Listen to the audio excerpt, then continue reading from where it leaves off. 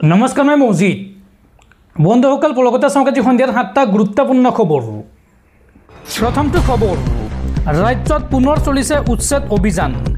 এইবাৰ বিশ্বনাথত চলিল হিমন্ত চৰকাৰৰ বুলডোজাৰ। 307টা পৰিয়াল উচ্ছেদ কৰি মুকলি কৰা হ'ব চৰকাৰী ভূমি। 170 বিঘা ভূমিত চলিছে উচ্ছেদ অভিযান আৰু উচ্ছেদৰ সময়ত কেৱল কান্দিছে উচ্ছেদিত লোকসকলে।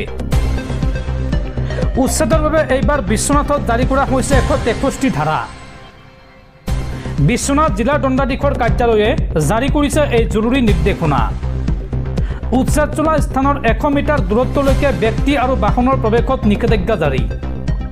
প্ৰশাসনৰ অনুমতি অবিহনে নিৰ্মাণ স্থাপন বা অধিকাৰ প্ৰদৰ্শন কৰিব নোৱাৰিব। প্ৰশাসনৰ নিৰ্দেশ মতেই খালী কৰি দিব লাগিব ভূমি। আইন শৃংখলাত ব্যাঘাত জন্মোৱা লোকৰ বিৰুদ্ধে লগে লগে লোৱা হ'ব একশ্যন। বিশ্বনাথৰ জাপ্ৰিকুৰি গাঁৱত চলিছে প্ৰশাসনৰ উচ্ছেদ অভিযান আৰু শান্তিপূৰ্ণভাৱে উচ্ছেদ সম্পন্ন কৰাৰ লক্ষ্যৰে এই নিৰ্দেশ জিলা দণ্ডাধীশৰ। পৰৱৰ্তী খবৰ, পদত্যাগ কৰক মুখ্যমন্ত্ৰী হিমন্ত বিশ্ব শৰ্মাই। হিমন্ত বিশ্ব শৰ্মাই পদত্যাগ কৰি এজন জনজাতীয় লোকক বা জনজাতীয় নেতাক অসমৰ মুখ্যমন্ত্ৰী বাতক। জনজাতীয় লোকসকলহে অসমৰ প্ৰকৃত ভূমিপুত্ৰ। তেওঁ এজন জনজাতীয় মুখ্যমন্ত্ৰীৰ পৰা ইতিমধ্যে আসন কাঢ়ি লৈছে। হিমন্ত বিশ্ব শৰ্মাক এই প্ৰত্যাহ্বান প্ৰাক্তন সাংসদ আব্দুল খালেকৰ।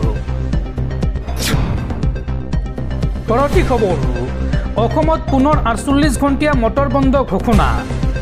আগষ্ট মাহৰ শেষত অসমৰ কেইবাটাও কেব চালক সন্থাৰ এই হুংকাৰ। দিছপুৰ প্ৰেছ ক্লাবত 3টাকৈ কেব চালক সন্থাৰ এই ঘোষণা যে অসমত হ'ব 48 ঘণ্টীয়া মটৰ বন্ধ।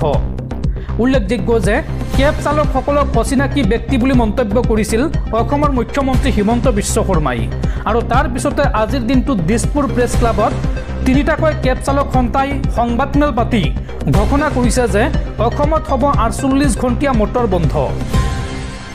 দৰ্শকসকল আৰু বহুতো গুৰুত্বপূৰ্ণ খবৰ আছে। তাৰ আগতে আপোনাক জনাওঁ যে যদি আপুনি এতিয়ালৈকে এইটো ভিডিঅ'ত লাইক কৰা নাই তেন্তে এতিয়াই ভিডিঅ'টোত লাইক কৰি দিয়ক আৰু এনেকুৱা ধৰণৰ ভিডিঅ'সমূহ নিতৌ চাবলৈ চেনেলটো ছাবস্ক্ৰাইব কৰি কাষত থকা বেল আইকনটো প্ৰেছ কৰি ৰাখক।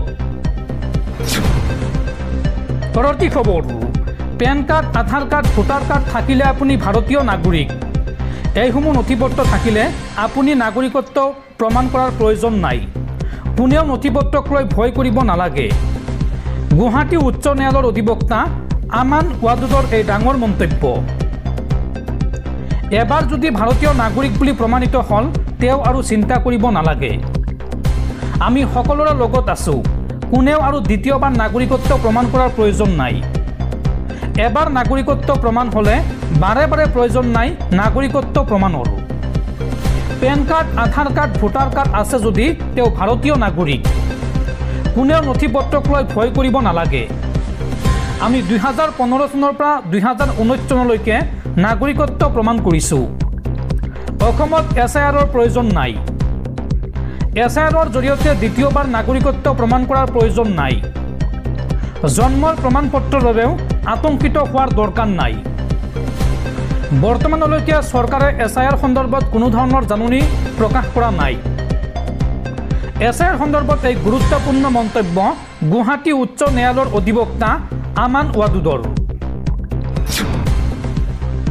পৰৱৰ্তী খবৰ, মহাকাশৰ সপোন পূৰণ কৰি গৃহভূমিলৈ উভতিল মহাকাশচাৰী শুভাংশু শুক্লা। দিল্লী বিমানবন্দৰত দিল্লীৰ মুখ্যমন্ত্ৰী আৰু কেন্দ্ৰীয় মন্ত্ৰীয়ে আদৰণি জনালে শুভাংশু শুক্লাক আৰু এই সন্দৰ্ভত তেওঁ ক'লে যে এয়া এক অদ্ভুত অনুভৱ। প্ৰধানমন্ত্ৰী নৰেন্দ্ৰ মোদীয়ে স্বাধীনতা দিৱসৰ দিনা লালকিল্লাৰ পৰা ঘোষণা কৰে যে ভাৰতীয় মহাকাশচাৰীসকল অতি সোনকালে মহাকাশ জয় কৰি ঘৰলৈ উভতি আহিব আৰু সেই ঘোষণাৰ এদিনৰ ভিতৰতে আন্তঃৰাষ্ট্ৰীয় মহাকাশ কেন্দ্ৰত ভৰি দিয়া প্ৰথমগৰাকী ভাৰতীয় আৰু মহাকাশলৈ যোৱা দ্বিতীয়গৰাকী ভাৰতীয় মহাকাশচাৰী গ্ৰুপ কেপ্টেইন শুভাংশু শুক্লা ঘৰলৈ উভতি আহিল।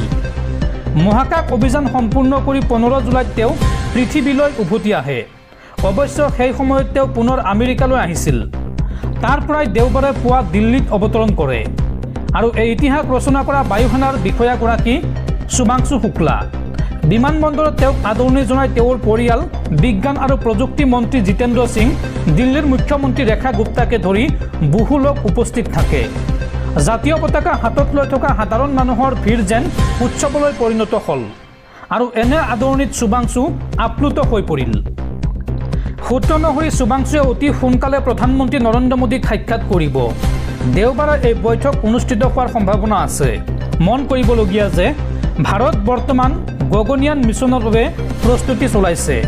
ইছৰোৱে 2027 চনত নিজা প্ৰযুক্তি ব্যৱহাৰ কৰি মহাকাশলৈ মানুহ পঠোৱাৰ পৰিকল্পনা কৰিছে আৰু ইয়াৰ অংশ হিচাপে শুভাংশু শুক্লাই এক্সিয়াম 4 মিছনত অংশগ্ৰহণ কৰিছিল আৰু সেই অভিযানৰ জৰিয়তে তেওঁ ইতিহাস ৰচনা কৰিছিল। পৰৱৰ্তী খবৰ, বিগ বছ বিজয়ী তথা জনপ্ৰিয় ইউটিউবাৰ এলবিদ যাদৱৰ বাসগৃহত গুলীচালনাৰ ঘটনা। এলবিদ যাদৱৰ গুৰুগ্ৰামস্থিত বাসগৃহত নিৰ্বিচাৰ গুলীবৰ্ষণ। গুৰুগ্ৰাম ছেক্টৰ 57ত পুৱা প্ৰায় 5:30 এই গুলীচালনাৰ ঘটনা সংঘটিত হয়। বাইকত অহা 3 দুৰ্বৃত্তই গুলীচালনা কৰাৰ অভিযোগ আৰু ঘটনাৰ পাছতেই বাসগৃহত উপস্থিত গুৰুগ্ৰাম আৰক্ষীৰ শীৰ্ষ বিষয়া। দুৰ্বৃত্তৰ সন্ধানত তদন্ত অব্যাহত ৰাখিছে গুৰুগ্ৰাম আৰক্ষীয়ে। পৰৱৰ্তী খবৰ, 1947 চনৰ পাছত অৰ্থাৎ স্বাধীনতাৰ পাছত প্ৰথমবাৰলৈ সলনি হ'ব প্ৰধানমন্ত্ৰীৰ ঠিকনা। অচিৰে নতুন স্থানলৈ স্থানান্তৰ হ'ব ভাৰতৰ প্ৰধানমন্ত্ৰীৰ কাৰ্যালয়।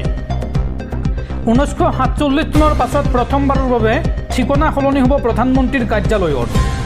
ইংৰাজৰ দিনতে নিৰ্মাণ কৰা চাউথ ব্লকৰ সলনি অচিৰে নতুন স্থানলৈ স্থানান্তৰ হ'ব ভাৰতৰ প্ৰধানমন্ত্ৰীৰ কাৰ্যালয়। অহা ছেপ্টেম্বৰ মাহৰ পৰা এই নতুন কাৰ্যালয়ৰ কাম আৰম্ভ কৰা হ'ব আৰু প্ৰধানমন্ত্ৰীৰ কাৰ্যালয় কিয় স্থানান্তৰ কৰা হ'ব তাক লৈও একাংশৰ মনত উদয় হৈছে প্ৰশ্নৰ। দৰাচলতে ইংৰাজৰ দিনৰে এই চাউথ ব্লক আৰু নৰ্থ ব্লক এই অট্টালিকাবোৰত স্থানৰ খুবেই অভাৱ, যাৰ বাবে কিছুমান বৰ্ধিত দপ্তৰ প্ৰধানমন্ত্ৰীৰ কাৰ্যালয়ৰ সৈতে জড়িত কৰিব খুজিও পৰা নাই আৰু সেয়েহে অত্যাধুনিক আৰু আহল বহল এলেকাত এইবাৰ প্ৰধানমন্ত্ৰীৰ কাৰ্যালয়ৰ নিৰ্মাণৰ পৰিকল্পনা কৰা হৈছে। এই নতুন কাৰ্যালয়ৰ সৈতে থাকিব সকলোবোৰ দপ্তৰৰ বিশেষ শাখা। উল্লেখযোগ্য যে কৰ্তব্য পথ 3 উদ্বোধনৰ সময়তে প্ৰধানমন্ত্ৰীৰ কাৰ্যালয়ৰ পৰ্যাপ্ত সুবিধা নথকাৰ কথা সকলোৰে সন্মুখত প্ৰকাশ কৰিছিল প্ৰধানমন্ত্ৰী নৰেন্দ্ৰ মোদীয়ে। সূত্ৰৰ খবৰ অনুসৰি নতুনকৈ নিৰ্মাণ হ'বলগীয়া এই প্ৰধানমন্ত্ৰীৰ কাৰ্যালয়টো নতুনকৈ নামাকৰণ কৰাৰ কথাও চিন্তা কৰা হৈছে।